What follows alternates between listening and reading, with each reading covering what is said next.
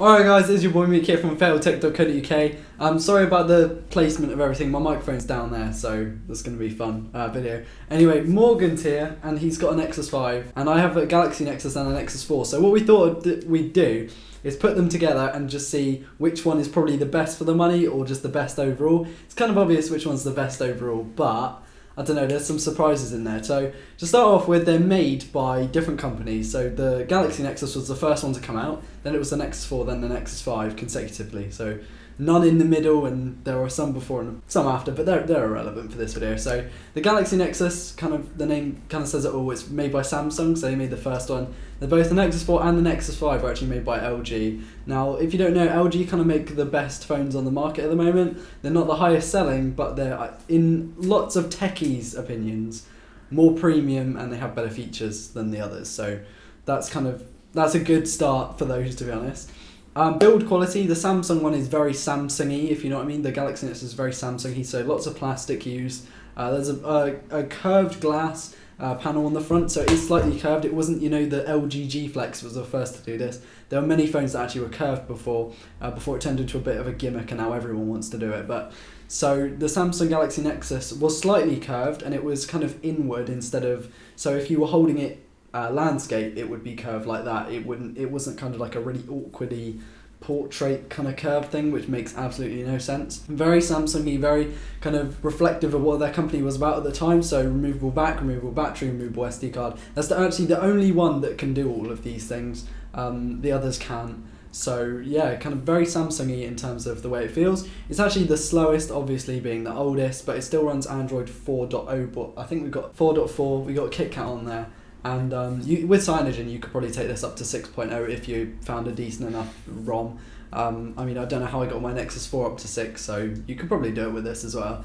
It's just how far you want to delve into doing things yourself instead of doing over the air, such as the way that they do things, where they just want you to be locked into a Samsung thing, and a Samsung OS and a Samsung kind of feature set. Whereas, as you can tell, we got Cyanogen on this, so nothing Samsung about that. And then the Nexus 4, obviously made by LG, the build quality of this, in my opinion, is the best out of the three, just because it uses glass on the back, glass on the front, and it's got soft touch around the outside, which makes it grippy. It's a small phone, it's 4.7-inch display. It's actually, the Galaxy Nexus was a 4.5-inch display, but what makes this one, the Nexus 4's display, a bit unique is the fact that it's wider than it is tall. It's not actually 16:9, it's a bit wider, which means that you actually fit a lot more on the screen, and I kind of prefer it to something like the iPhone 6, which I had, which actually had the same size screen, but it was a bit of a different form factor. I like having a wider display. Also, on the glass, it's slightly curved at the edges, which means that kind of almost like the Galaxy S6 Edge, it is a really natural feel to swipe in from the left or swipe in from the right. But obviously, it's nowhere near as dramatic as the S6 Edge. It's just slightly curved on either side, which is good. Camera on this is nowhere near as good as the Samsung, so actually a step down. The camera on this is an 8-megapixel camera, and it's just not very good. The Samsung's much better for this, despite its age and price. And then we'll move on to the Nexus 5. So this is the fastest by far of the bunch. I think it, in my opinion, is best looking. Might not feel the best, it's very plasticky, but it's definitely the best looking. It's the fastest. It's actually got a slightly bigger screen. It's got a 5-inch display, 1080p, so the highest resolution. Really, really nice looking display. It's a bit small in my opinion, but then again, the rest are even smaller, so that doesn't really say much. But they're all very small devices, but the Nexus 5 is the biggest. It also came in a really kind of popular red, which a certain famous YouTuber used to love, so that was pretty good. The camera on this, again, is alright. It's not the best. It's much better than the Nexus 4, but it's still not very good, and I wouldn't recommend it. If you want cameras, I would only really look into the Galaxy Nexus. Now, a Nexus 5 will set you back about £120 used, and both the Galaxy Nexus and Nexus 4 are under £70 used. So they're really, really budget phones nowadays, and if you want a proper Android, stock experience, I would go with either three of these phones.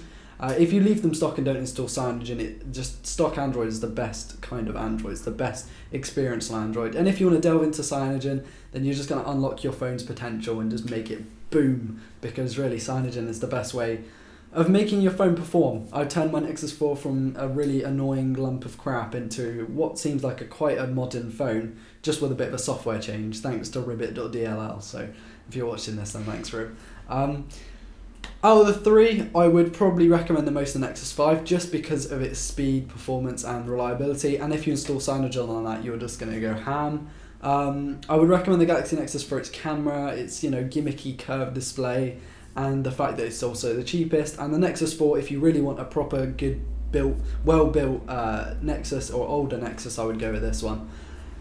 Either way, you can't really go wrong with any of the Nexuses from the Galaxy Nexus up, so that includes the 5X, the 6P, the Nexus 6 itself, any of the new ones, they're really, really good, and I'd recommend the Nexus over anything by anyone else, maybe bar OnePlus, because they're doing some pretty cool things right now. So thanks for watching, guys. It's been Ryan Thomas from failtech.co.uk, and we'll see you in the next one. Peace.